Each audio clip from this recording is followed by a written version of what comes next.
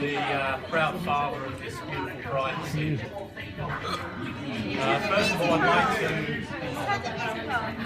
Are they going to tell me that I've got to start again? Yeah. Unless you want to start right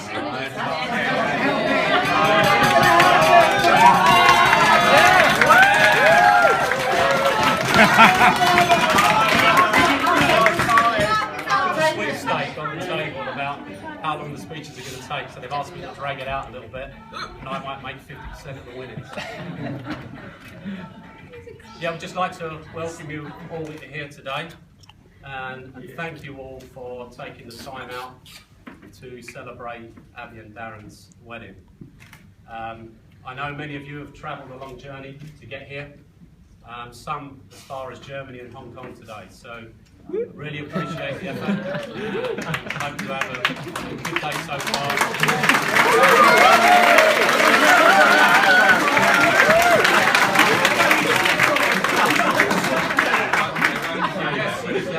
Father of the bride, it's an opportunity for me to say a couple of little things about Abby. I won't embarrass her too much, so she's fine. Oh, cool. I guess the first thing I'd say, hopefully you all agree how stunning she looks today. Yeah.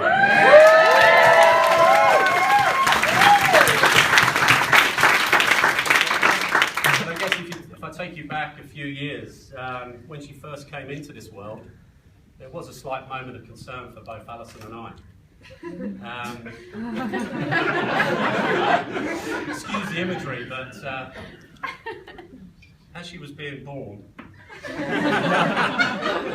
her head started to appear, obviously the midwife just looked and said, "I hope it's a boy." And Alison and I, obviously I was at the other end because I was sort of clung to Alison's arm because she was squeezing the hell out of me.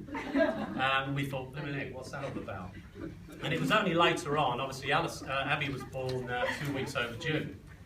And obviously her hair was a little bit longer than normal babies, and extremely jet black. But it was actually very much styled like my hair is today, other than a bit longer. So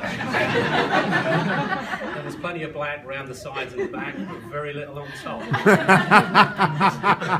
And unfortunately, for the first week of her life, she was nicknamed Max Wall. Obviously, for those of you who are as old as me know who Max Wall is. The rest of you will need to Google and find out what that actually looks like. But he was a star of the Royal Variety performance shows probably back in the 70s and 80s, so it was really funny. So not a great introduction to her first few moments, but she's still smiling and talking to me, I hope. And I guess obviously as she was growing up, obviously we started to recognise how sort of strong-willed she is, quite determined, and I guess the next little story came along when she was around about 2. Tom had just been born, and Abby was going through potty training. And that was really interesting, really, because she used to walk into the room and she'd say to Alison, "I've tiddled in the kitchen." And you'd go out there and there's a little puddle. A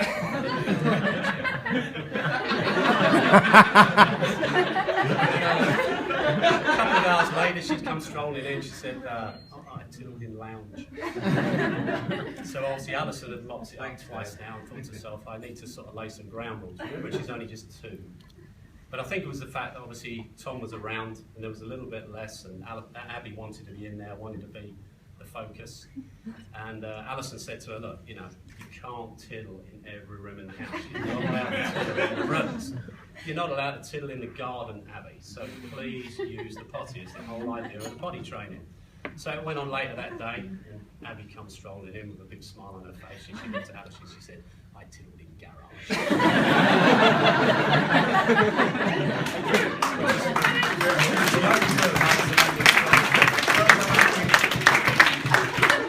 But I guess all those little things when they're growing up and you start to see their personalities taking shape. I guess from my part, what I can see is so proud of how she's grown up to the young woman she is today. Obviously that strong will, determination, enthusiasm, great personality. Perhaps not a lot of you know that she pretty much single-handedly organised everything today. So big thank you from me and Mum, really, for taking a lot of our plate, because I sort of helped Darren with the suit for 20 minutes.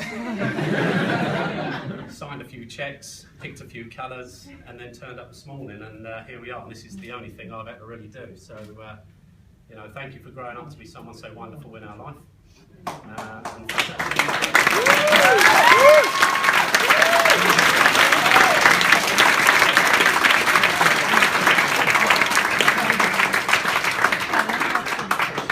Turn my attention to Darren a little bit.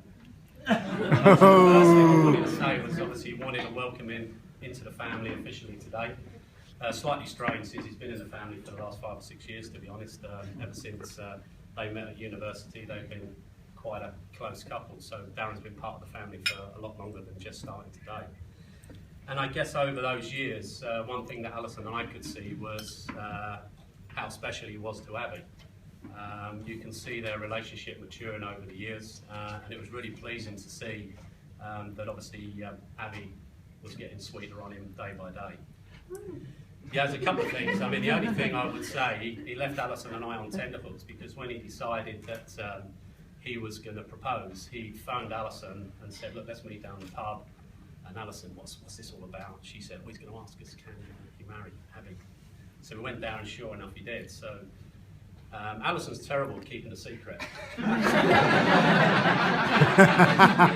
Unfortunately, Darren's plan was, let's ask Ian and Alison if I can marry Abby in August, and then don't ask Abby until October.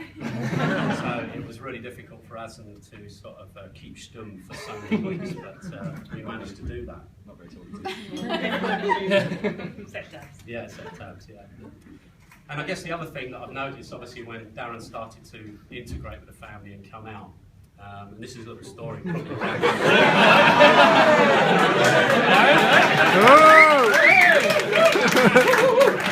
Big goal. It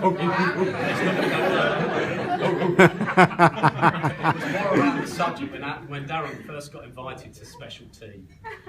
Darren actually said to him, what the bloody hell special tea? Well, in the Nugent family, I'll say the Hampshire Nugents, I should say, is that special tea is all around eating all the stuff you like to eat in a meal in the evening. And it just like rucks and rucks of all the favourite foods that you like. Dietary, non-dietary, whatever it might be. And obviously Darren turned up that day and he said, what do you mean Abby, special tea? It's at a buffet. And I guess what I would like to say to Darren, it's so much more than a buffet. It is special tea. And I guess the thing I would say, you know, now being part of the family, we need to start adding all the things that he finds special to our meal, so we can all enjoy our special teas together.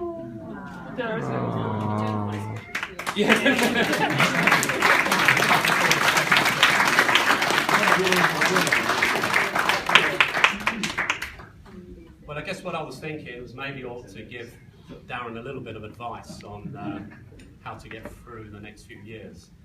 And for those of you who know Alison and Abby, you'll probably realise that Abby's very much like Alison. So I suppose from my perspective, Alison and I celebrated our 26th anniversary this year.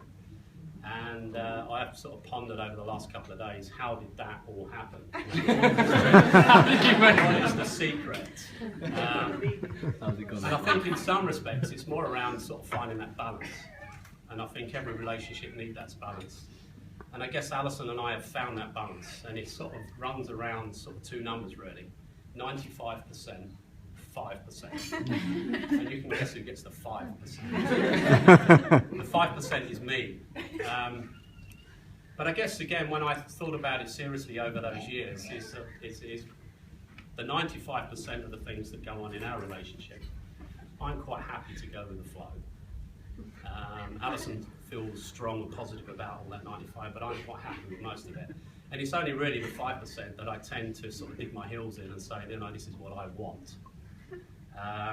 So I guess from Alison's point of view, I get my way 100% of the time, and she only gets her way 95% of the time. But anything, I suppose, is what I would say is as you embark on your life together, is obviously making sure that you do try and find that balance.